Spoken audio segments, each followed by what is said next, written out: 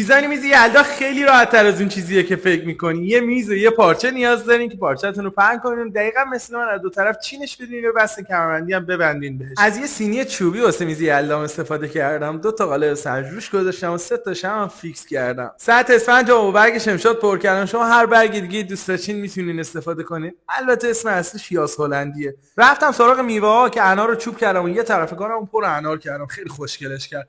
4 تا دونه سیب قرمزم یه طرف کارم چوب کردم و زدم. میوه کیوی رو سه تا به این صورت که می‌بینید توی اسفنجم فیکسشون کردم. بعد بهتون میگم چرا سه تا فیکس کردم.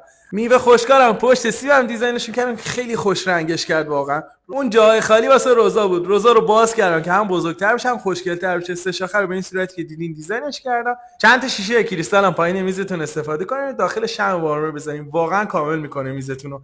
بیا تو پیجم و صفحه منو فالو کن، چون کلی آموزش ایده های یلدایی توی پیجم دارم که به راحتی خودت توی خونه میتونی